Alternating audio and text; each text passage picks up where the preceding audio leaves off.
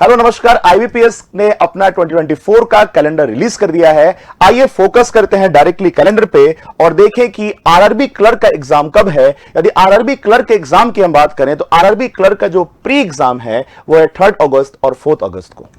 यदि मैं mains examination की बात करूं तो आरआरबी क्लर्क का जो मेंस एग्जामिनेशन है वो है 6th, ये बताइए क्या है, ये है अक्टूबर को, 6 अक्टूबर को। यदि मैं बात करता हूं आरआरबी पीओ की तो 10 अगस्त, 17 अगस्त और 18 अगस्त को पेपर है। किसका? आरआरबी पीओ का। यदि आरआरबी पीओ के मेंस की बात करूं तो वो हो जाएगा 29 सितंबर को। ठीक है। आईबीपीएस क्लर्क की यदि मैं बात करता हूं तो आईबीपीएस क्लर्क का एकदम क्लियर, क्रिस्टल क्लियर मेंशन किया हुआ है कि आईबीपीएस क्लर्क का जो एग्जामिनेशन डेट है प्री का वो है 24 अगस्त, 25 अगस्त और 31 अगस्त।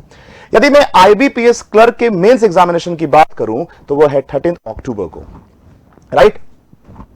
यदि मैं आईबीपीएस पीओ की बात करता हूं और प्री की बात करता हूं तो 1910, 2010, पर यदि मेंस की मैं बात करूं तो 30/11 को। Point clear. अब आइए बात करते हैं कि यदि मैं बात करता हूं पर्टिकुलर एग्जामिनेशन की स्ट्रेटजी की तो माय डियर कैंडिडेट्स मैं आपको बताऊं, एसबीआई क्लर्क अभी हुआ, ठीक है, आप मेंस के प्रिपरेशन पे हैं। अगस्त पूरे एग्जाम से भरा है और अभी से आपका प्रिपरेशन एकदम फोकस्ड वे में चलना चाहिए। यदि मैं बात करता हूं पर्टिकुलर आईबीपीएस के आरआरबी एग्जाम की तो यदि मैं पीओ की बात करूं तो पीओ के एग्जाम में यदि आप पैटर्न समझना चाहें तो इसको आपको बहुत क्लियरली मैं बताऊं। यदि मैं आईबीपीएस पीओ की बात करूं, आरआरबी पीओ की बात करूं तो आरआरबी पीओ में आपके पास है प्री के बाद है मेंस और मेंस के बाद है इंटरव्यू। पर यदि मैं आरआरबी क्लर्क की बात करूं तो उसमें है प्री, मेंस और फिर फाइनल लिस्ट। ठीक है। वापस ऑफिसर वाले ग्रेड में स्केल 1 में पीओ के एग्जाम में प्री, मेंस, इंटरव्यू। क्लर्क की यदि बात करता हूं प्री, मेंस, फाइनल लिस्ट। अब यदि मैं बात करूं कि क्लर्क हो या पीओ हो, एग्जामिनेशन पैटर्न क्या है, क्या सब्जेक्ट्स होंगे हमारे सामने। यदि मैं बात करता हूं आईबीपीएस आरआरबी क्लर्क और पीओ दोनों की बात करूं तो प्रीलिम्स के एग्जाम में, प्रीलिम्स एग्जामिनेशन में सेक्शंस क्या क्या है, रीजनिंग है, न्यूमेरिकल एबिलिटी है। अब देखो ये कितनी अच्छी बात होगी उन लोगों के लिए जिनका मतलब जिनको थोड़ा डर लगता है इंग्लिश से कि अरे भैया इंग्लिश इंग्लिश इंग्लिश। अब देखो प्री में रीजनिंग है, न्यूमेरिकल एबिलिटी है। नंबर ऑफ क्वेश्चंस कितने हैं my dear ladies and gentleman, मैं आपको बताऊं तो नंबर ऑफ क्वेश्चन जो हमारे सामने होंगे वो होंगे 40 क्वेश्चंस। मार्क्स कितने? 40। न्यूमेरिकल एबिलिटी में क्वेश्चंस कितने? 40, मार्क्स कितने? 40। मतलब टोटल क्वेश्चंस कितने हैं? 80 और मार्क्स कितने मिलेंगे? 80। अच्छा, सेक्शनल टाइमिंग इसमें नहीं है, आपको कंपोजिट टाइम मिलेगा 45 मिनट्स का। कितना मिलेगा? 45 मिनट्स का। किसकी बात कर रहे हैं हम? आरआरबी क्लर्क प्री की बात कर रहे हैं, आरआरबी पीओ प्री की बात कर रहे हैं। ठीक है। यदि मैं मेंस के एग्जाम की बात करता हूं तो रीजनिंग आएगा, जनरल अवेयरनेस पेपर होगा, न्यूमेरिकल एबिलिटी की पेपर होगी, इंग्लिश या हिंदी लैंग्वेज में किसी एक को आप ऑप्ट कर सकते हैं, या तो इंग्लिश या तो हिंदी। कंप्यूटर नॉलेज पेपर होगा। नंबर ऑफ क्वेश्चंस कितने होंगे? 40। पर यहां पर एक कमाल की चीज है, यदि आपके रीजनिंग बहुत अच्छा है आप और अच्छे मार्क्स ला सकते हैं क्योंकि 40 क्वेश्चंस के लिए आपको 50 मार्क्स दिए जा रहे हैं। जीए में 40 में 40, न्यूमेरिकल एबिलिटी में 40 क्वेश्चंस के लिए 50 मार्क्स दे रहे हैं। मतलब 10 प्लस 10 मार्क्स यहां पे इंक्रीज किया गया, प्लस 10 मार्क्स यहां पे इंक्रीज किया गया, राइट। मतलब न्यूमेरिकल एबिलिटी में 10 मार्क्स बढ़ गए हैं, रीजनिंग में 10 मार्क्स बढ़े हैं।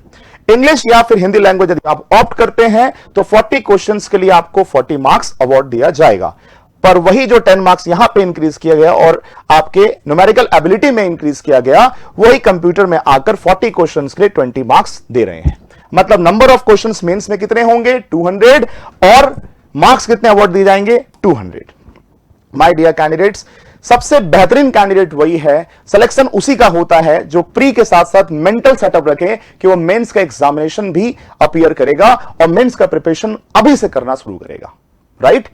आइए अब मैं आपको बात करूं और बहुत प्रैक्टिकली मैं बात करूं तो बहुत से लोग ना कट ऑफ के लिए बहुत ज्यादा चिंतित रहते हैं, सर कट ऑफ क्या होगा, कट ऑफ क्या होगा। यदि मैं प्री की बात करूं तो प्री का कट ऑफ मतलब 80 मार्क्स में प्री का जो कट ऑफ जाता है वो 60 to 62 के ऑन एन एवरेज जाता है। स्टेट टू स्टेट वेरी भी करता है, कैटेगरी टू कैटेगरी वेरी भी करता है। पर वही जब आरआरबी क्लर्क का प्री होता है, मतलब पीओ में यदि 60 to 62 जा रहा है, पर यदि क्लर्क में आते हैं तो क्लर्क का जो प्री का कट ऑफ होता है वो बहुत आगे चला जाता है। हालांकि स्टेट टू स्टेट वेरी करता है लेकिन on an average out of 80 75 to 77 चला जाता है। यदि मैं बात कर रहा हूं 2021 की, राइट।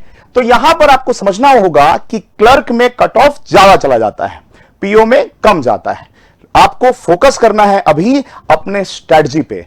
इन माय ओपिनियन आपको कैसे अपना प्रिपरेशन आगे लेके चलना चाहिए, आप डू और डोंट्स की बात करते हैं। सबसे पहले तो अपने आप में विश्वास रखिए, believe in your self, right.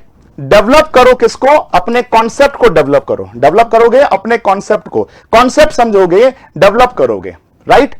Exhaustive practice की जरूरत है आपको, बहुत ज्यादा प्रैक्टिस करिए, एग्जॉस्टिव प्रैक्टिस करेंगे। अच्छा, क्या नहीं करना है? Don't skip revision. आप में से बहुत से लोग क्या करते हैं ना, आगे बढ़ जाते हैं, रिवीजन नहीं करते हैं। So don't skip revision, revision skip नहीं करना है, हमेशा रिवाइज करना है, राइट। डोंट पोस्टपोन, अपने काम को पोस्टपोन मत करिए कि हां कल पढ़ लूंगा, कल देख लूंगा, कल कर लूंगा, वो नहीं करना है। Don't postpone. Don't rely on someone else's notes, किसी और के नोट्स पे भरोसा ज्यादा नहीं करना है, रिलाई नहीं करना है। अपना खुद का नोट्स बनाइए, अपना खुद का कॉपी देखिए, क्योंकि एग्जामिनेशन के समय में साइकोलॉजिकली वो आपको बहुत ज्यादा हद तक मदद करता है। Find, don't underestimate mains, mains को अंडरस्टिमेट मत करिए, क्योंकि बाद में आपको समय नहीं मिलता है। ऐसा बिल्कुल लेके मत समझिए कि अभी प्री की तैयारी करें तो मेंस का मेंस प्री का बाद देखेंगे, नहीं, पहले से तैयारी करना है। डूज क्या करना है मैंने पहले बताया, जो अपने पे यकीन करता है उस पे जमाना यकीन करता है।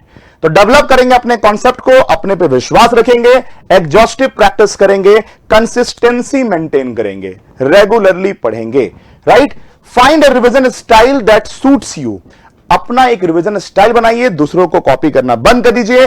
लोगों को हर किसी का अपना एक स्टाइल होता है, आप अपना देखिए कि आपको कौन सा स्टाइल सूट करता है, ठीक है।